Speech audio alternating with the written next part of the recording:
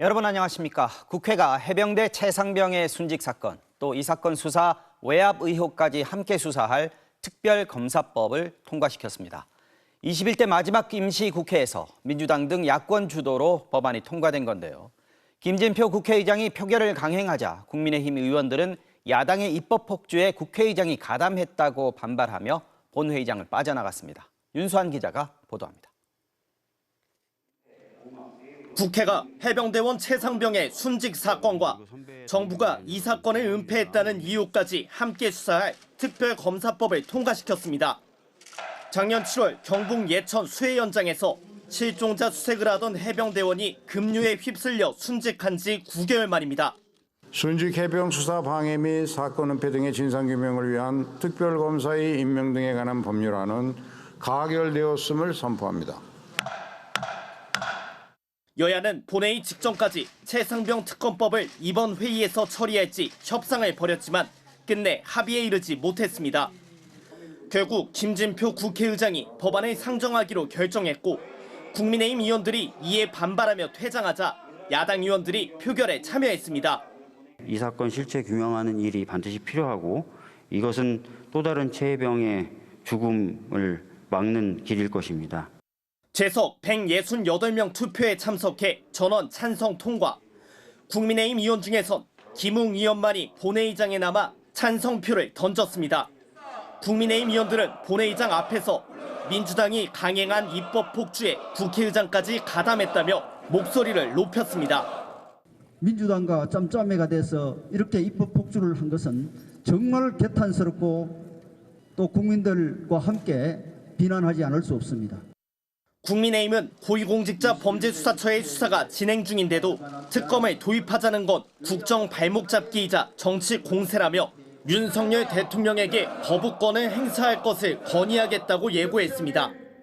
민주당은 최고 권력기관인 대통령실이 관여한 정황이 있는 만큼 특검을 통한 성역 없는 수사가 필요하다며 총선 민심을 외면하지 말라고 강조했습니다. MBC 뉴스 윤수환입니다. 오늘 본회의장에서는 해병대 예비역들이 최상병 특검법 통과 순간을 지켜봤습니다. 특검법이 극적으로 가결된 순간 이들은 일제히 자리에서 일어나 거수 경례를 올렸고 노병은 눈물을 흘렸습니다. 조희원 기자입니다. 빨간색 해병대 티셔츠를 입은 남성들이 국회 본회의장 방청석에 앉았습니다. 최상병 특검법 처리를 지켜보기 위해 국회를 찾은 해병대 예비역 연대 회원들입니다. 회원들은 민주당이 전격적으로 특검법 상정을 시도하고 결국 법안이 극적으로 표결에 붙여지자 눈물을 흘렸습니다. 곧이어 168명의 찬성으로 가결된 법안. 가결되었음을 선포합니다. 예비역들은 상기된 얼굴로 자리에서 일어나 경례를 올렸습니다. 경례. 감정이 북받친 듯 자리에 앉아서도 연신 굵은 눈물을 훔쳐내고 주먹을 불끈 쥐어 보이기도 했습니다. 수고드렸어요. 우리 저놈들 정의는 살아있습니다. 곧이어 국회에서 기자회견을 연 해병대 예비역들은 대통령이 거부권을 행사할 경우 용납하지 않겠다고 강조했습니다. 국민이 부여한 마지막 기회에 응하지 않을 시 해병대 예비역 연대는 윤석열 정권과 국민의힘 괴멸의 선봉에 설 것임을 경고한다. 더 나아가 항명죄를 뒤집어 쓴 박정훈 대령의 명예도 회복시키기 위해 힘을 모으겠다고 예고했습니다. MBC 뉴스 조희원입니다.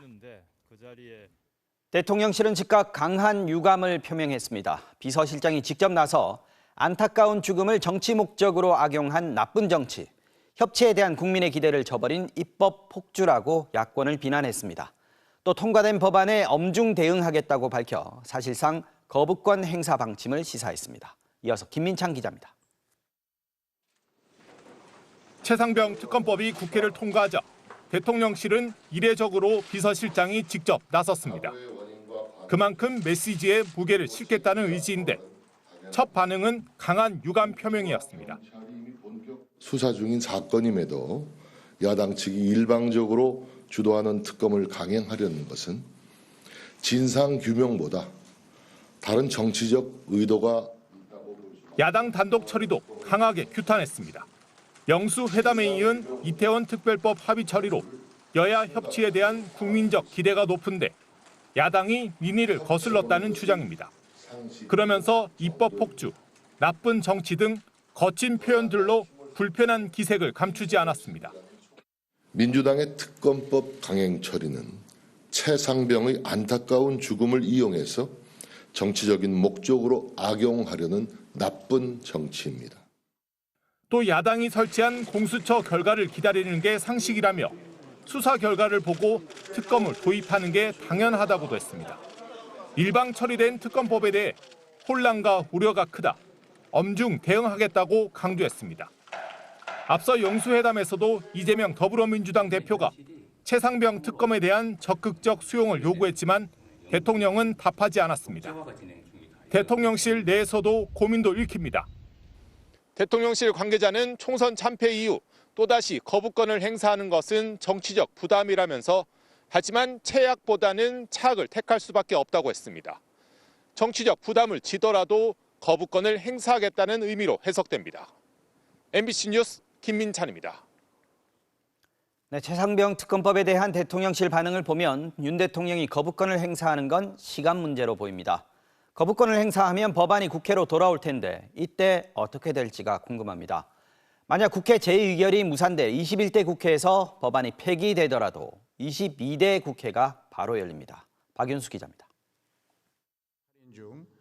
국회는 본회의를 통과한 최상병 특검법을 다음 주쯤 정부로 이송합니다.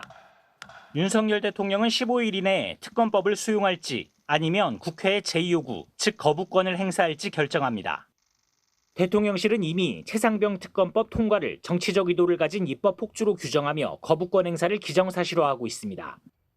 윤 대통령이 예상대로 거부권을 행사해 최상병 특검법이 국회로 돌아오면 민주당은 오는 23일이나 28일로 예상되는 21대 국회 마지막 본회의에서 재표결에 나설 예정입니다. 윤석열 대통령과 국민의힘은 지난 총선에서 국민이 보여주신 뜻을 끝내 외면한다면 씻을 수 없는 죄를 짓는 것임을 명심해야 합니다. 윤석열 대통령의 거부권을 무력화시키려면 재표결에서 제적의원의 3분의 2, 200석 가까운 찬성표가 필요합니다. 국민의힘 김웅 의원이 첫 표결 때 찬성표를 던진 만큼 여권 이탈표가 나올 수도 있지만 17표 이상 무더기 이탈표가 필요해 재의결 가능성은 낮습니다. 이럴 경우 민주당은 5월 30일 개원하는 21대 국회에서 최상병 특검법을 다시 발의한다는 방침입니다.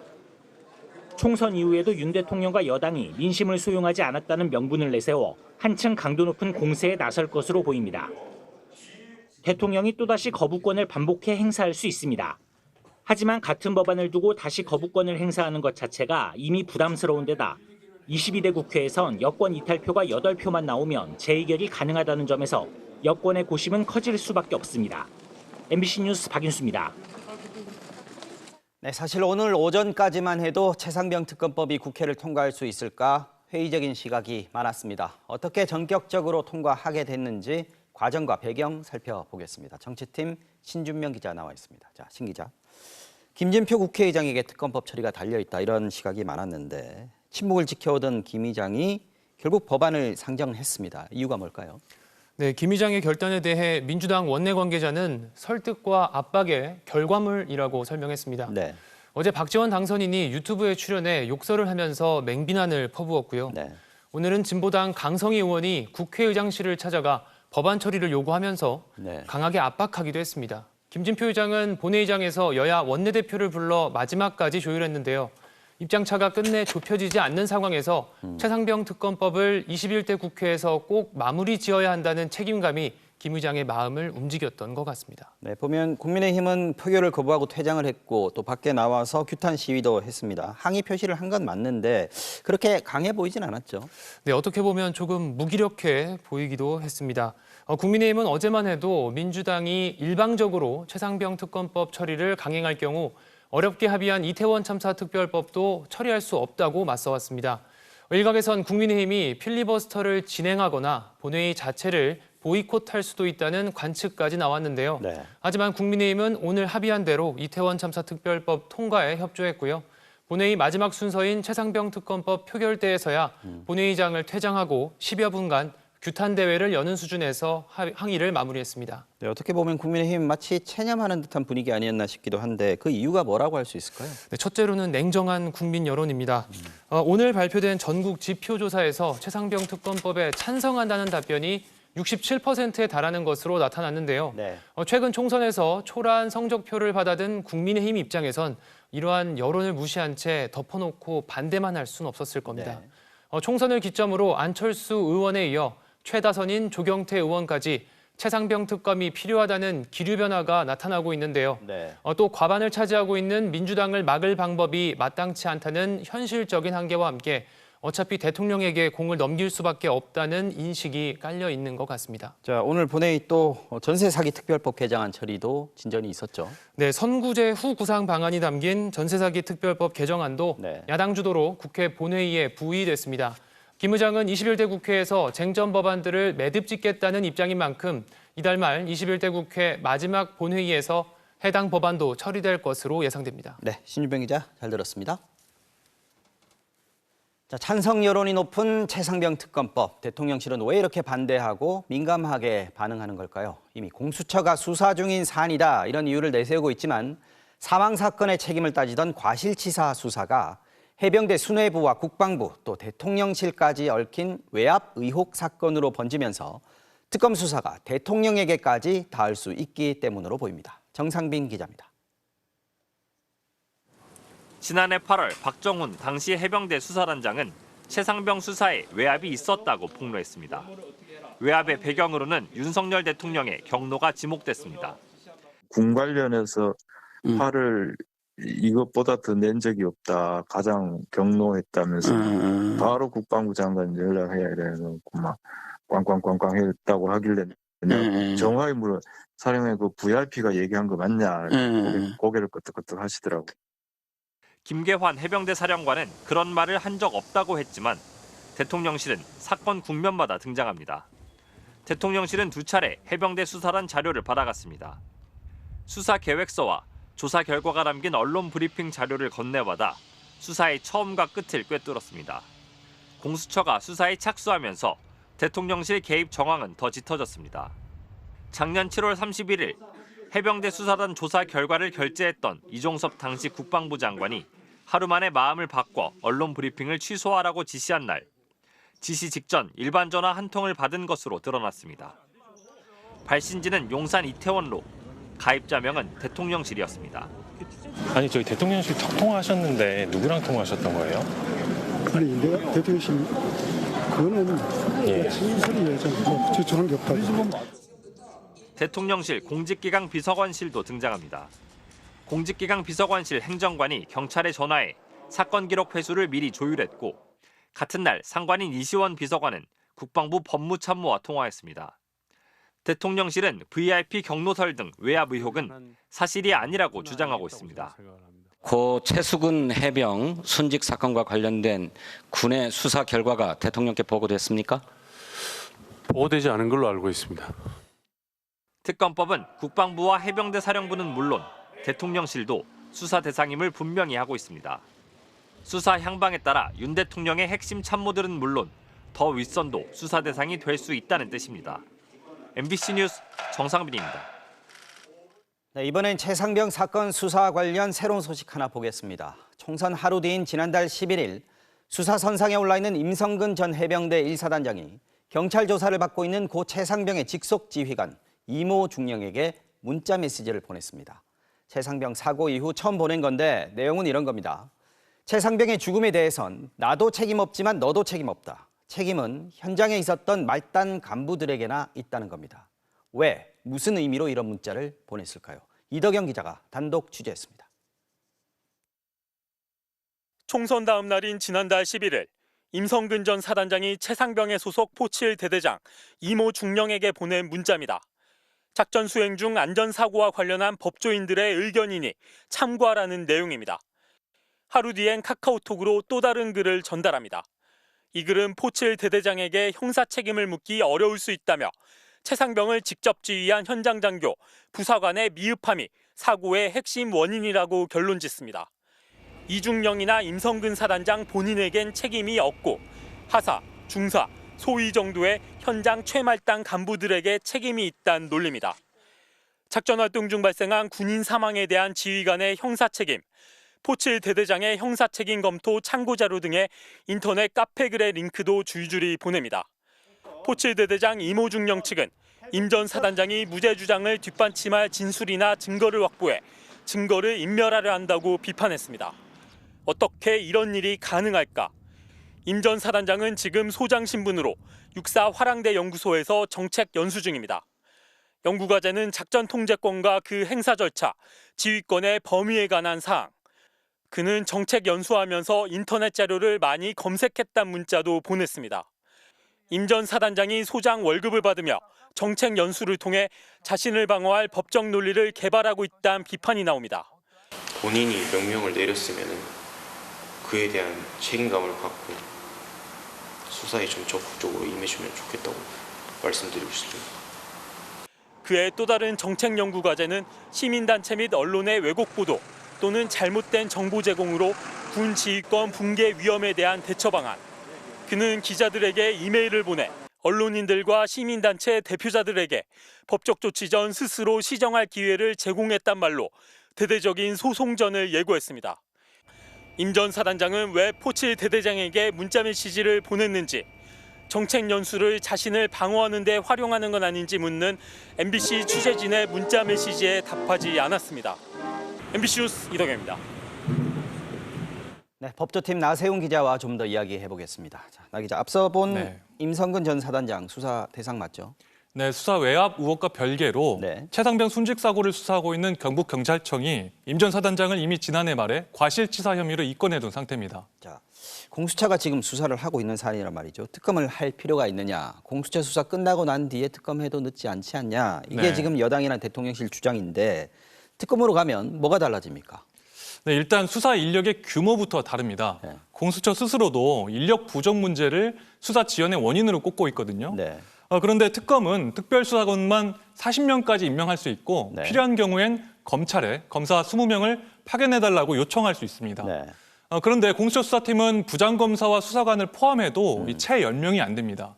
비교가 안 될 정도죠. 그러네요. 유재현 국방부 법무관리관에 대해서 구속영장을 청구할 건지 묻자 업무 부담을 언급하면서 현 시점은 검토하지 않고 있다 이렇게 말할 정도입니다. 그렇군요. 스마트폰 같은 압수수색 자료를 포렌식하는 데에만 석 달 넘게 걸렸고요. 7월이면 통신기록 보존 기한 1년이 지나는데요. 이런 상황이라면 증거가 사라질 수도 있습니다. 또 공수처는 수사 따로, 기소 따로 해야 하는 이 구조적 한계도 갖고 있습니다. 구조적 한계. 수사가 뭐 더디고 힘들기도 하지만 공수처가 수사 다 해놓고도 재판에 못 넘길 수도 있다 이런 거네요. 네, 맞습니다. 이 공수처는 국방부 고위 공무원들 그리고 대통령실 인사 등에 대해서 이 수사는 할 수 있습니다. 그런데 재판에 직접 넘길 수는 없습니다. 다시 검찰에 넘겨야 됩니다. 공수처법에서 검사와 판사, 고위 경찰만 직접 기소할 수 있도록 정하고 있기 때문인데요. 고발 사주 의혹 때도 공수처는 김웅 의원을 공범으로 보고 기소 의견으로 검찰에 넘겼는데 검찰은 공수처와 달리 이 김 의원을 불기소 처분했습니다. 특검에 참여해본 전직 검사들에게도 물어보니까 권력 수사에선 이 효율면에서 특검이 훨씬 낫다고 했습니다. 공수처보다. 그렇습니다. 이 최고 권력기관이 연루됐다는 이 의혹이 제기됐기 때문에 빠르게 대통령실의 물적 자료를 확보하는 작업, 즉 임의 제출이나 압수수색이 필요한데 이를 위해서는 이 국회가 동의한 특검이라는 형식이 명분도 있고 더 효과적이라는 겁니다. 반면 박성재 법무부 장관은 오늘 이 공수처 수사 결과도 지켜보지 않는 건 제도 취지에 맞지 않다고 했는데요. 하지만 2016년 기억하시죠? 국정농단 수사 때도 검찰 특별수사 와중에 대규모 특검이 출범한 전례가 있습니다. 자, 공수처가 오늘 박경훈 전 국방부 조사본부장 직무대리 불렀습니다. 어떤 사람입니까? 박 전 직무대리는 해병대 수사단이 경찰에 넘긴 기록을 국방부가 다시 되가져와서 8명의 혐의자를 2명으로 줄인 이 재검토 과정, 이 과정의 책임자입니다. 이 과정에서 이종섭 전 장관이 부당하게 개입했는지, 부당한 지시가 있었는지를 집중 조사한 것으로 보이고요. 공수처는 또 이 VIP 경로설 언급한 것으로 지목된 김계환 해병대 사령관이죠. 주말에 불러서 조사할 예정입니다. 그렇군요. 나세훈 기자 여기까지 듣겠습니다. 잘 들었습니다.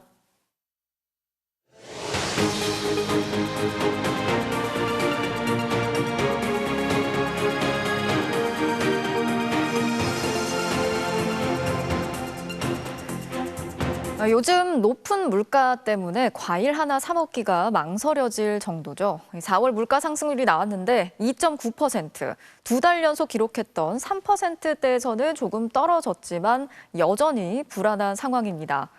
특히 과일값이 최대 2배까지 오른 것으로 나타나면서 피부로 느껴지는 높은 물가 좀 더 이어질 것 같습니다. 김세영 기자가 전하겠습니다.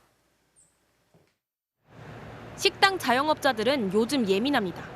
채소 같은 재료값이 많이 오른 데다 고물가 탓에 손님도 뜸해졌기 때문입니다. 체감상 한 30-40% 정도가 줄지 않았을까. 혹시 인상을 해야 하나 네. 이런 고민을 좀 하시지는 않았나요? 고민은 늘 합니다. 최근에 농수산물 많이 오르니까.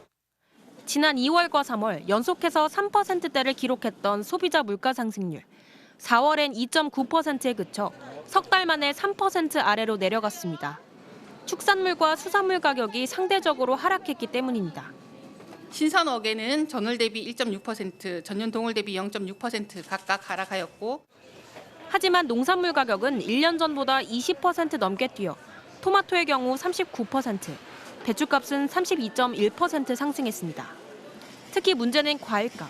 사과는 1년 전에 비해 80.8%나 올랐고 배는 102.9%, 2배 값이 됐습니다. 정부는 비상수급 안정대책을 발표하고 5월 제철 과일인 참외와 수박의 납품 단가 지원을 늘리고 바나나, 키위 등 11개 과일 5만 톤을 할인해서 내놓기로 했습니다. 하지만 물가 흐름은 여전히 불안정합니다. 지난해 8월 이후 물가 흐름을 보면 주로 3%대 상승률을 보이다가 간혹 2%대로 떨어지는 모양새입니다. 당국에선 이걸 울퉁불퉁한 움직임으로 표현합니다. 올해 햇 사과나 햇배 같은 게 출하될 때까지 조금 이런 공급 부족 상황은 계속될 것 같아서 한전이나 가스공사의 어떤 적자 구조랑 맞물려서 공공요금 인상도 좀 남아 있고, 또 중동 전쟁으로 인해 기름값이 요동칠 수 있다는 점도 불안 요인입니다. MBC 뉴스 김세영입니다. 공수처장 공백 상태가 100일을 넘어선 상황에서 차기 수장으로 오동훈 후보자가 지명이 됐죠. 그런데 오 후보자 딸의 이른바 부모 찬스 논란이 불거졌습니다. 딸이 20살 때 재개발을 앞두고 있는 어머니의 부동산을 아버지에게 물려받은 돈으로 샀다는 건데요. 인사청문회의 핵심 쟁점이 될 것으로 보입니다. 김지인 기자가 취재했습니다. 3,400여 세대 대단지 아파트 공사가 한창인 경기도 성남시 산성동 땅입니다. 지난 2020년 오동훈 공수처장 후보자의 20살 딸이 자신의 어머니가 이곳에 갖고 있던 땅과 건물을 4억 2천만 원에 사들였습니다. 재개발의 마지막 관문격인 관리 처분 인가가 나기 한 달 전이었습니다. 3년 전에 오래된 빌라들을 모두 허물고 지금 이렇게 공사가 한창인데요. 2027년도엔 이런 고층 아파트들이 들어설 예정입니다. 20살 딸이 무슨 돈으로 땅을 샀을까요? 아버지한테 증여받은 3억 5천만 원과 은행 대출 1억 2천만 원으로 충당했습니다. 남은 돈 4,850만 원은 증여세로 냈습니다. 어머니 땅을 아버지 돈으로 산 셈입니다. 아파트가 들어서면 적어도 수억 원의 시세 차익을 볼 것으로 보입니다. 관리처분 인가가 이번 지금 중국에 꽂히라고 그래요. 네, 입주할 때가 27년도니까 그때는 보통 한 10억, 11억 되지 않을까. 재개발로 가격이 오르기 전에 딸에게 땅을 넘겨 절세를 노린 세테크로 보입니다. 오 후보자는 판사 퇴임 이후 인천지방국세청 고문 등을 지내며 조세법 전문가로 활동했습니다. 딸은 20살 때부터 4년 동안 법무법인 3곳에서 일하며 3,700여만 원의 급여도 받았습니다. 법조인이 아닌 오 후보자 부인도 남편이 일하던 로펌에서 4년 동안 1억 9천여만 원의 급여를 받았습니다. 오 후보자는 자신과 부인, 딸의 재산을 모두 약 33억 원으로 신고했습니다. 오 후보자 측은 딸이 사회 경험을 쌓고 독립성을 키우기 위해 아르바이트한 것이고 부인 역시 실제로 송무 지원 업무를 했다고 설명했습니다. 104일째 수장 자리가 공석인 공수처. 부모 찬스 논란이 불거지면서 오동훈 후보자가 오는 17일 국회 인사청문회 벽을 넘을 수 있을지 관심이 쏠립니다. MBC 뉴스 김재인입니다. 악성 민원에 시달리는 공무원을 보호하기 위해서 정부가 오늘 대책을 내놨습니다. 크게 3가지인데 일단 민원인이 공무원과의 통화에서 폭언을 하면 공무원이 먼저 전화를 끊을 수 있도록 했습니다. 또 의도적으로 대량의 민원을 접수해서 업무를 방해하는 경우에는 시스템 이용을 제한하기로 했고요. 또 민원인의 위법 행위에 대해서 기관이 법적으로 대응할 수 있게 하겠다는 내용이 담겼습니다. 하지만 현장에서는 예방보다는 사후 대책에만 집중됐다는 지적이 나오고 있습니다. 송서영 기자가 전하겠습니다. 5분 거리에 제설기지 있는데 귀찮아서 안 오는 것 아니냐. 무슨 일을 이따위로 하냐. 입이 있으면 말을 해라. 서울시 자치구 도로관리과 소속 공무원 이모 씨가 올 초부터 최근까지 받은 민원들입니다. 이 민원인은 제설 작업이 제대로 안 돼 자신이 사고가 났다며 피해 보상을 요구했다가 거절당하자 작년 12월부터 계절이 바뀐 최근까지도 폭언을 일삼았다고 합니다. 내 세금으로 밥을 먹고 살면서 뭐 녹복 먹고 살면서 이런 것도 못 해주냐. 공무원 이제 국민을 도와주기 위해 봉사하는 직업 아니냐. 하루 수차례 민원은 기본이고 방범용 CCTV로 제설한 사람을 찾아 질책하라는 민원도 계속됐습니다. 일일이 답하느라 야근까지 해야 했습니다.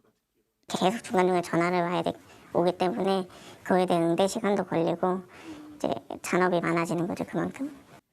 이런 악성 민원에 공무원 폭행 사건. 심지어 민원인으로부터 온라인에서 이른바 좌표가 찍힌 공무원이 숨지기까지 하자 정부가 대책을 내놨습니다.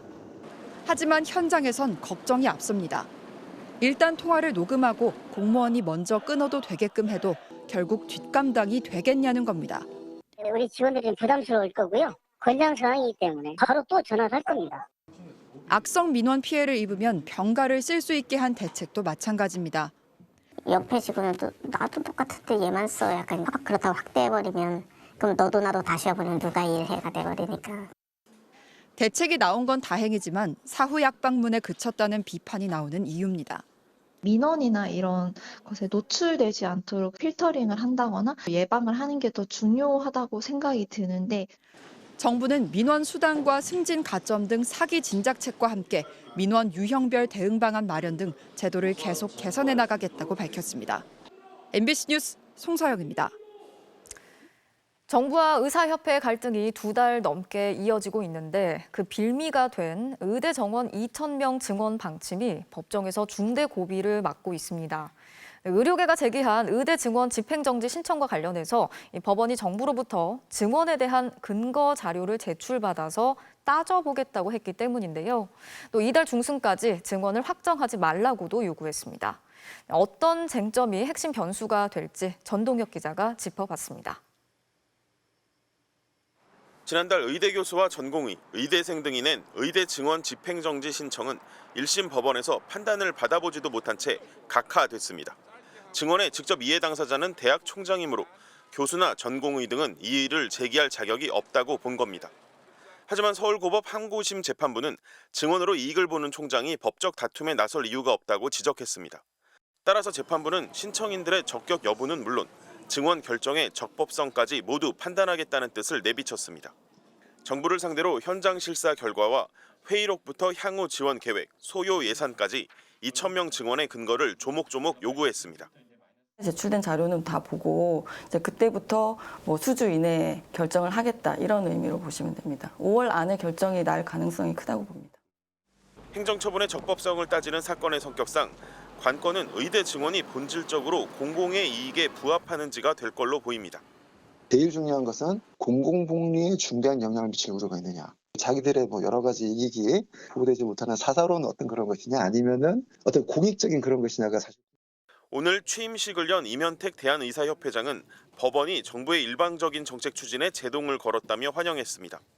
국립의대들이 정원을 자율적으로 조정토록 한 것은 2,000명이라는 숫자가 아무런 근거조차 없음을 정부 스스로 자인한 것이다.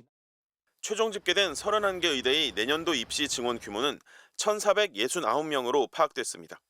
대학교육협의회는 법원 결정이 나오는 이달 중순까지는 내년도 대입 전형 시행 계획을 발표하지 않을 것이라고 밝혔습니다. MBC 뉴스 전동혁입니다. 미국 대학가에서 반전 시위가 계속되고 있습니다. 뉴욕에 이어서 로스앤젤레스 캘리포니아 대학에서도 경찰이 투입돼서 시위대 해산에 나섰는데요. 트럼프 전 대통령은 시위대의 강경한 진압에 대해서 잘한 일이라고 칭찬하면서 바이든 대통령이 이번 사태를 키우고 있다고 비난했습니다. 워싱턴에서 김수진 특파원이 취재했습니다. 미국 CNN 방송이 입수한 뉴욕 경찰의 컬럼비아 대학 진압 영상입니다. 창문을 깨고 학생들이 점거한 해밀턴 홀로 들어갑니다. 쇠사슬을 끊기 위해 전기톱까지 동원했습니다.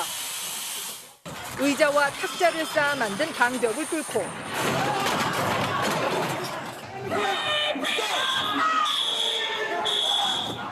건물 안에서 농성을 벌이던 학생들을 7분여 만에 모두 진압했습니다. 트럼프 전 대통령은 경찰의 강경 진압을 칭찬했습니다. The police came in and in exactly 2 hours, everything was over. It was a beautiful thing to watch. 그러면서 사실은 바이든이 이스라엘에 반대하고 있다며 시위가 확산되도록 방치한다고 주장했습니다. Now it's a whole big hoax going on, but it's a shame, and Biden should speak out. He should speak out. 실제로 바이든 대통령은 유대인과 진보 지지층 사이에서 이도저도 아닌 입장을 한 번 냈을 뿐 계속 침묵하고 있습니다. I condemn the anti-Semitic protests. That's why I've set up a program to deal with that. I also condemn those who don't understand what's going on with the Palestinians.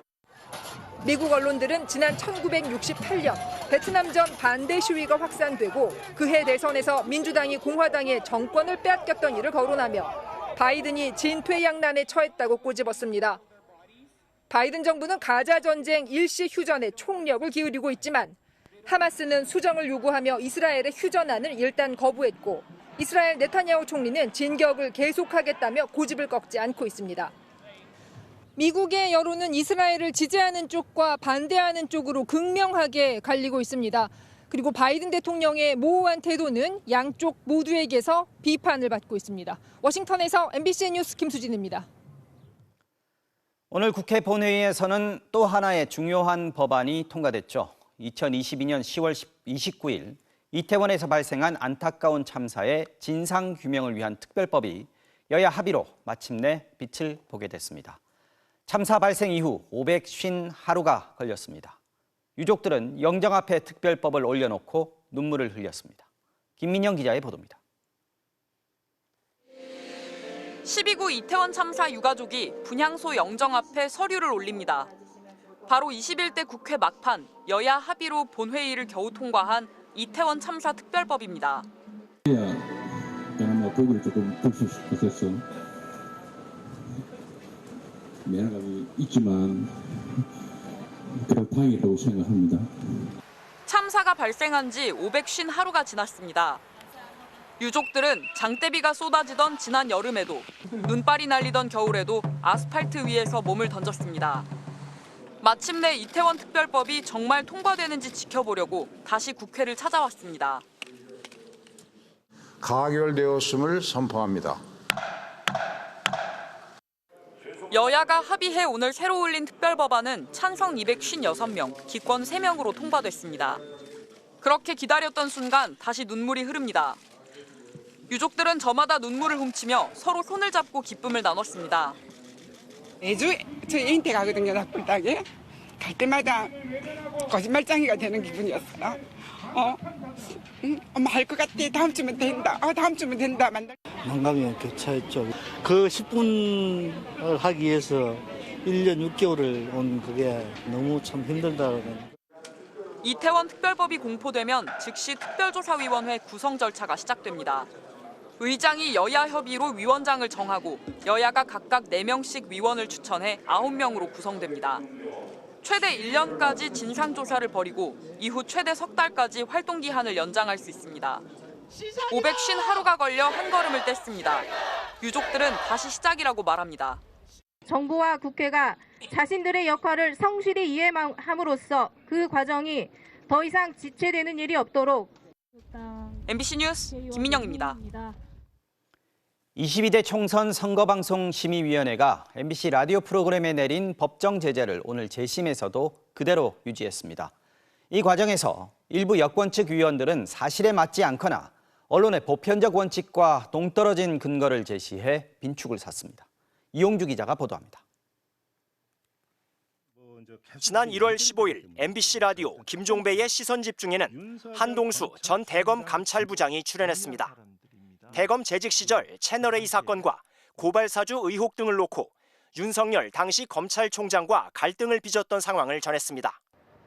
방송 2달 뒤 MBC는 허위 사실과 일방적 주장을 내보냈다는 이유로 선거방송심의위원회로부터 법정 제재인 주의를 받았습니다. MBC의 청구로 오늘 열린 재심 기일.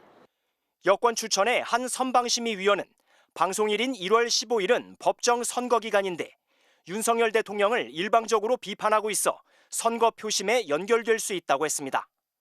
그러나 중앙선거관리위원회 확인 결과 법정 선거 기간은 3월 28일부터 선거 당일인 지난달 10일까지 14일간입니다. 또 다른 위원은 한동수 전 부장 같은 이해 당사자를 방송에 출연시키면 프로파간다, 즉 선전선동이 된다며 서구 언론사 어느 지상파 방송 프로그램에서 국회의원이든 누구든 함부로 출연시키냐는 발언을 하기도 했습니다. 말이 너무 좀 황당하면 반박하기가 힘들잖아요. 언론의 사명은 가급적이면 이해 당사자들을 직접 출연시켜서 그 사람 말들을 직접 전달하고 시청자들이 판단할 수 있도록.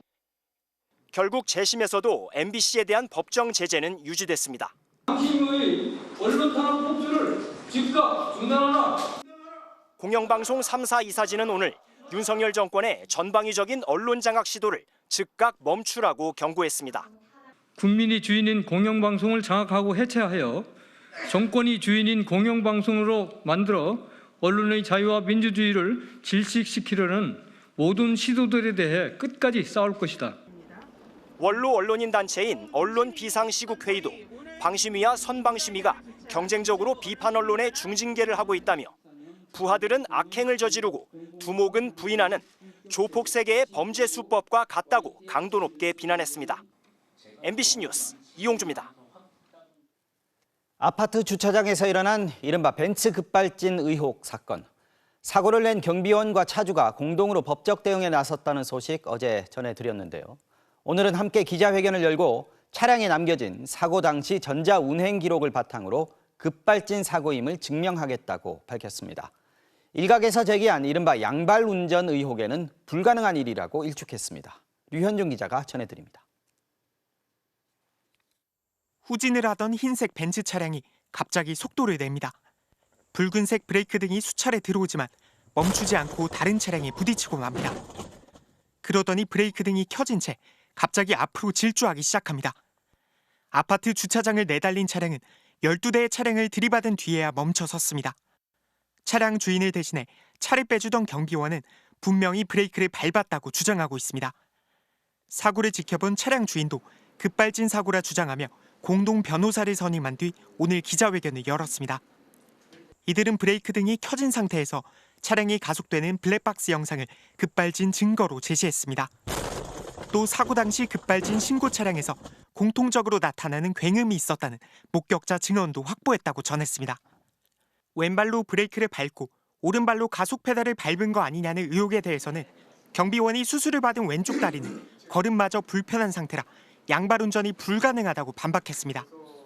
우리는 누구라고 참담합니다.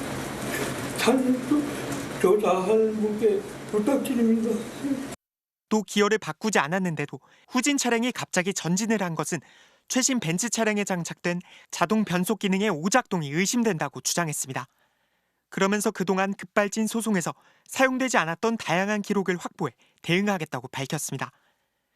그동안은 EDR이라고 불리는 사고 기록 장치에 의존해 운전자 과실 여부를 판단했는데 최신 차량은 브레이크를 밟는 압력 등 각 부품의 작동 데이터를 따로 기록해두고 있다는 겁니다.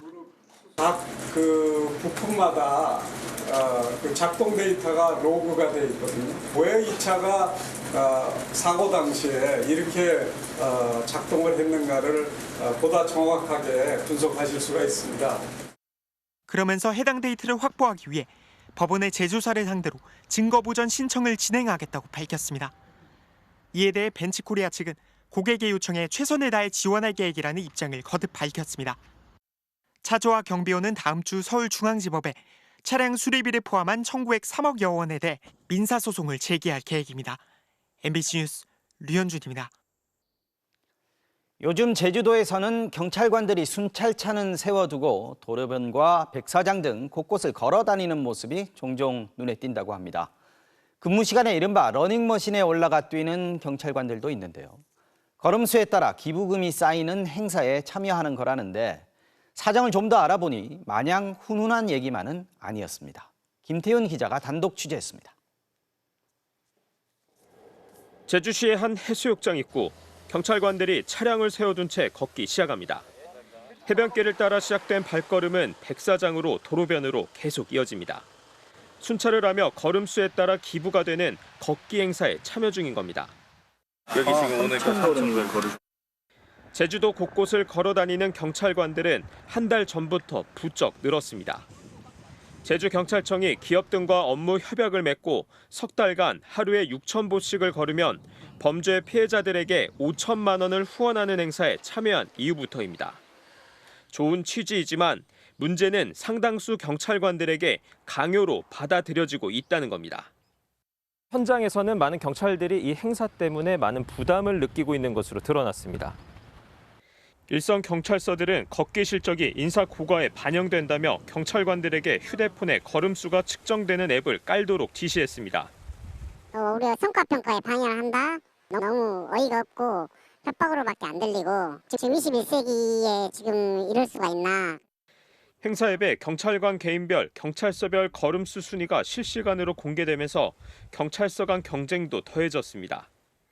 어느 부서 이만큼 걸었고 그거를 실시간으로 순위화되기 때문에 걸을 수밖에 없는 굉장히 스트레스를 많이 받고 있는 부분입니다.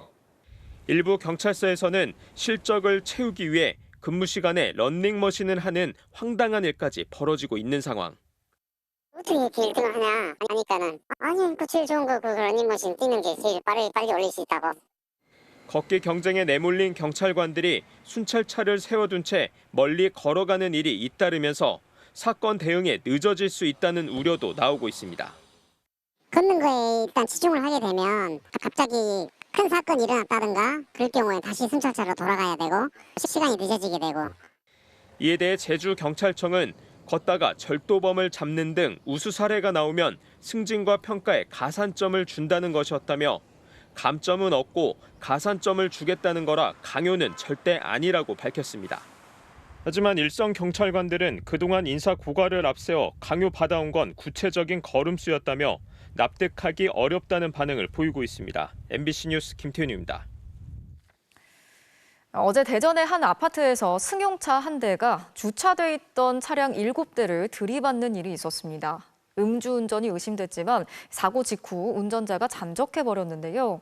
사고가 난 지 38시간이나 지나서 경찰에 출석한 운전자는 술을 마시지 않았다고 주장했습니다. 이승섭 기자가 취재했습니다. 승용차 한 대가 아파트 주차장에 들어섭니다. 크게 우회전한 차량은 오른편에 세워진 차량을 줄줄이 들이받습니다. 잠시 뒤 운전자와 동승자가 차에서 내리더니 사고 현장을 두리번거립니다. 어제 새벽 대전의 한 아파트에서 승용차 한 대가 주차된 차량 7대를 잇따라 들이받았습니다.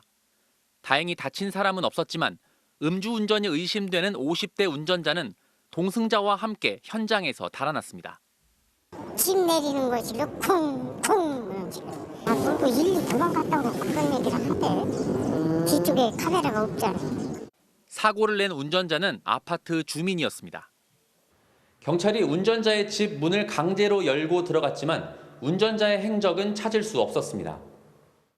경찰은 이들이 도주하기 전에 집에 들러 짐을 싼 흔적을 발견했고 운전자의 휴대전화는 꺼진 채 연락이 끊겼다고 전했습니다. 사고가 난 지 38시간 만에 경찰에 자진 출석한 운전자는 음주운전 혐의를 모두 부인했고 혈중 알코올 농도도 0%로 측정됐습니다. 또 뜻하지 않은 사고에 겁이나 달아났고 휴대전화는 잃어버렸다고 경찰에 진술했습니다. 경찰은 운전자의 음주 여부를 확인하기 위해 사고 이전의 행적을 쫓고 있습니다. MBC 뉴스 이승섭입니다. 이틀 전 7명의 부상자가 발생한 경기도 시흥시의 교량 붕괴 사고에 대해서 오늘 합동 감식이 진행됐습니다. 교각에 상판을 지탱하는 콘크리트 구조물을 설치하던 중에 해당 구조물이 부러지면서 사고로 이어진 것으로 파악이 됐는데요. 경찰이 구조물이 부러진 이유가 뭔지 집중적으로 조사하고 있습니다. 송재원 기자가 전하겠습니다. 사고 사흘째. 일부 복구가 이뤄졌지만 여전히 공사 현장은 사고 당시의 잔해가 어지럽게 놓여 있습니다. 교각 위에는 경찰 과학수사대가 올라가 이곳저곳을 살핍니다. 경찰과 국립과학수사연구원 등 유관기관 5곳이 합동 현장 감식에 나선 겁니다. 사고는 교각과 교각 사이를 잇는 거더라는 콘크리트빔 구조물이 부러지면서 발생했습니다. 거더는 차가 다니는 상판을 받치는 일종의 보화 같은 것으로 길이 54m에 높이 2.8m의 가늘고 긴 구조물입니다. 당시 현장에선 크레인 2대로 9개의 거더를 교각 위에 나란히 얹는 작업이 진행 중이었습니다. 그러다 마지막 1개를 위로 올리는 과정에서 그 가운데 부분이 부러졌습니다. 이후 옆 거더와 부딪혔고 고정되지 않은 상태였던 8개가 마치 도미노처럼 무너져 내렸습니다. 2번부터 9번까지는 설치가 된 상태고 마지막으로 1번 거드를 설치 중에 사고가 발생한 것으로 파악하고 있습니다. 7명의 부상자 가운데 50대 현장 노동자는 머리를 크게 다쳤지만 의식은 있는 상태인 것으로 알려졌습니다. 경찰 수사전담팀은 구조물이 이동 중 갑자기 부러진 원인을 중점적으로 조사할 방침입니다. 또 이미 올려져 있던 구조물들이 고정돼 있지 않았던 이유 등 전반적인 작업 과정에 대해서도 살펴볼 예정입니다. MBC 뉴스 송재원입니다. 술을 마시면서 카드 게임을 할 수 있는 곳, 홀덤 펍이라고 하죠. 요즘 곳곳에서 많이 볼 수 있는데 일부 홀덤 펍에서 불법 도박이 이뤄지고 있습니다. 경찰이 업주와 운영진, 또 도박 참여자 등 12명을 붙잡았는데 지난 1년 동안 판돈이 27억 원에 달했고 공무원을 포함해서 120여 명이 불법 도박을 한 것으로 드러났습니다. 김태욱 기자가 취재했습니다. 탁구장처럼 꾸며놓은 사무실로 경찰이 들이닥칩니다. 커튼을 들춰보니 숨겨진 복도와 방이 나타납니다. 밀실에서는 8명이 테이블에 둘러앉아 칩을 걸고 카드 게임을 하고 있습니다. 그대로 건들지 마시고 가만히 계세요. 겉으론 평범하게 카드 게임을 하고 있는 것 같지만 실제로는 칩을 현금으로 환전해주는 불법 도박장입니다. 계좌 등으로 거래된 금액만 27억 원, 오픈 채팅방과 메신저 등을 통해 모집된 120여 명이 불법 도박에 참여했습니다. 경찰 조사 결과 불법 도박 참여자 120여 명 가운데에는 공무원들도 포함된 것으로 드러났습니다. 운영자들은 2층에는 홀덤펍 매장을 열어놓고 같은 건물 3층에 불법 도박장을 운영해온 것으로 드러났습니다. 2층 같은 업장으로 알고 있는데 공무원들이 한번 왔더라고요. 시청인가? 그래서 뭐 안에 사진 한번 찍어야 된다고 해가지고 그러다가 그냥 갔는데 경찰 단속을 피하기 위해 외부와 2층 홀덤펍에 CCTV를 설치한 뒤 별도의 감시 인력까지 배치했습니다. 불법 홀덤펍 그 스튜디오라는 간판을 붙여서 외부인들에게 어떤 의심을 사지 않았고요. 문을 계속 잠그고 있었기 때문에 현장을 급습하지 않고서는 단속이 좀 어려운 그런 상황이었습니다. 경찰은 불법 도박장 개설 등 혐의로 홀덤펍 운영자 2명을 구속하고 운영진 4명과 도박 참가자 6명을 불구속 입건했으며 확보한 도박 참가자 목록을 토대로 수사 범위를 확대할 방침입니다. MBC 뉴스 김태욱입니다. 우리나라의 국민 메신저가 카카오톡이라면 일본에는 라인이 있죠. 일본 정부가 정보 유출 사고를 빌미로 모 회사인 네이버의 지분 매각을 압박하고 있는데요. 이 보안 문제가 경영권 문제로까지 번지고 있습니다. 이정은 기자가 취재했습니다. 일본인 9,600만 명이 사용하는 라인 메신저.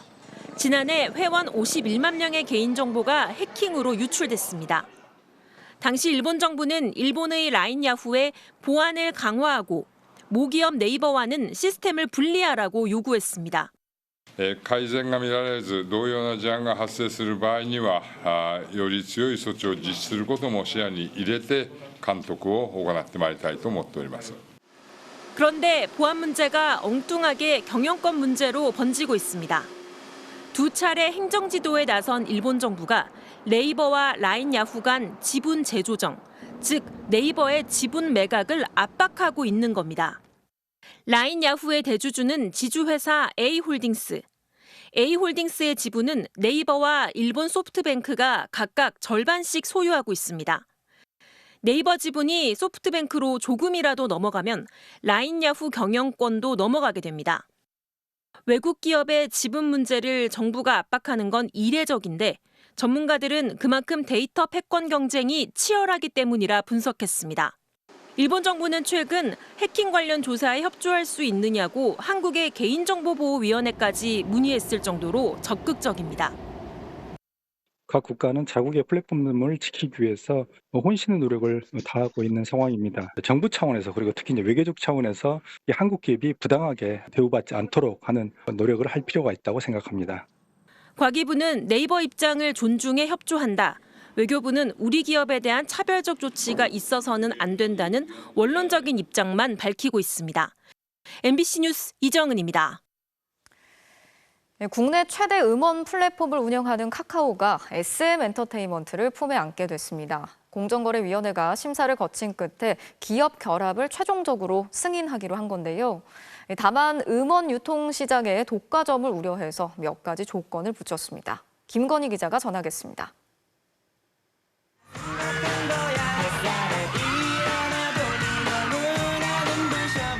H.O.T와 SES, 소녀시대와 엑소, 90년대부터 SM 엔터테인먼트가 만들어낸 K-팝의 스타들입니다.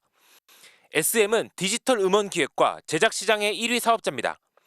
지난해 3월 카카오는 SM의 주식 39.87%를 취득한 뒤 기업 결합 심사를 요청했고 공정거래위원회는 1년 넘는 심사를 거쳐 이를 승인하기로 결정했습니다. 다만 조건이 붙었습니다. 국내 대중음악 디지털 음원 시장의 경쟁을 실질적으로 제한한다고 판단해서 시정 조치를 부과하는 조건으로 승인하기로 결정하였습니다. 카카오가 이미 국내 1위 음원 플랫폼인 멜론을 운영하고 있기 때문입니다. 음원 기획 제작과 유통의 1위 사업자들이 수직적으로 결합하면서 공정한 경쟁을 해칠 수 있다는 겁니다. 예를 들어 SM의 음원을 멜론에만 먼저 공개하거나 독점으로 제공할 수 있다는 우려입니다. 이를 막기 위해 공정위는 먼저 멜론의 경쟁 플랫폼이 카카오의 음원 공급을 요청할 경우 정당한 이유 없이 거절하는 행위를 금지했습니다.